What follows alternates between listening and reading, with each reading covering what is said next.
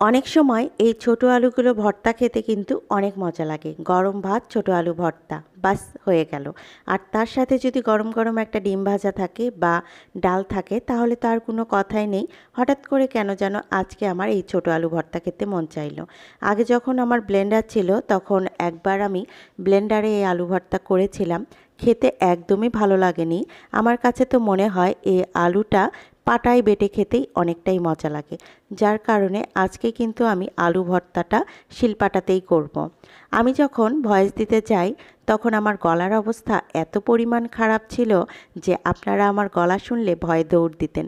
যার কারণে আবার আমি ভয়েস দেওয়া অফ করে 1 কাপ চা বানিয়ে খেয়ে তারপর ভয়েসটা দেওয়া শুরু করছি।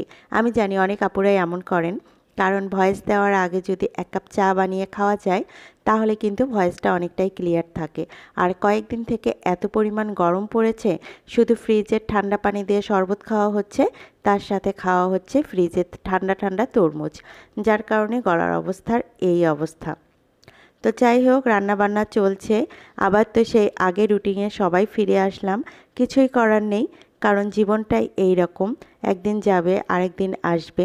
এইভাবে ঘুরে ঘুরে সময়গুলো আমাদের জীবন থেকে এক এক করে পার হয়ে যাচ্ছে। সেদিনই তো রমজান মাস আসবে আসবে বলে কথা বলছিলাম আপনাদের সাথে, যে সামনে রমজান মাস, রমজান মাসের কেমন প্রস্তুতি চলছে, সবাই কী কী করবে না করবে, তারপর আবার ঈদের প্রস্তুতি কেমন হবে না হবে সেটা নিয়ে সবাই মিলে একসাথে কত আলোচনা করলাম, তাই না? এই যে দেখতে দেখতে ঈদেরও আজকে 3 দিন চলে যাচ্ছে। এই রকম করে দিন, বছর, মাস সবই চলে যাচ্ছে। আমাদের মাঝে অনেকেই ছিল, আবার অনেকেই নাই। হয়তোবা অনেকেই আছে, আবার অনেকেই থাকবে না।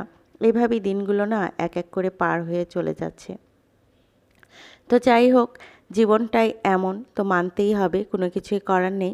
এখানে আমি ডাঁটা দিয়ে আলু দিয়ে একটু মাছ রান্না করব। ডাঁটা আলু দিয়ে মাছ রান্না করলে খেতে কিন্তু অনেকটাই মজা লাগে। এবার আমার একদিনও খাওয়া হয়নি, তাই আপনাদের ভাইয়াকে বলেছিলাম যে বাজারে ডাঁটা দেখলে অবশ্যই আমার জন্য নিয়ে আসবা, আমার খেতে মন চাইছে। তো আপনাদের ভাইয়া অবশ্য বলেছিলাম, তো ওইটা খোঁজার পর দেখছে যে পেয়ে গেছে ভালো, যার কারণে নিয়ে আসছে। আর আমি কিন্তু টাটকা টাটকাই রান্না করছি। ডাঁটাটা টাটকা রান্না করলে খেতে অনেক মজা হয়। আপনাদের ভাইয়া অবশ্য কোনো কিছু বললে সেটার পিছনেই লেগে থাকে, যে এই জিনিসটা খেতে চেয়েছে, সেটা বারবার খোঁজ করে। আর তার সাথে কিন্তু একটা টাটকা মাছ এনেছিল, যার কারণে টাটকা মাছ দিয়ে এইভাবে রান্না করে নিচ্ছি। টাটকা মাছ দিয়ে যদি এইভাবে রান্না করা যায় তাহলে তরকারির স্বাদটা আরও বেশি ভালো লাগে। যার কারণে আমি ফ্রিজের কোনো মাছ দিয়ে না, এইভাবে টাটকা মাছ দিয়ে রান্না করে নিয়েছি। আর জীবনযাত্রার কথা কি বলবো, এবারের গরমটা অসম্ভব রকমের গরম। এখনও মনে হয় গরমের দিন তেমন একটা আশা শুরুই করেনি, তারপরেও প্রথমেই যে অবস্থা দেখছি তাতে করে পরবর্তীতে যে কী হবে নিজেও জানি না। গরমের সময় আমি প্রচণ্ড পরিমাণ অসুস্থ থাকি। সবাই আমার জন্য বেশি বেশি করে দোয়া করবেন। আমি এবার খুবই ভয় পাচ্ছি, কারণ গরমের সময় আমার প্রচণ্ড পরিমাণে মাথা ব্যথা করে আর একেবারে অসুস্থ হয়ে যাই। এবার অলরেডি কিন্তু আমি গতকালকে অসুস্থ হয়েও গিয়েছিলাম। এত পরিমাণ মাথা ব্যথা আর এত পরিমাণের আমার সমস্যা হয়েছিল, কি বলবো।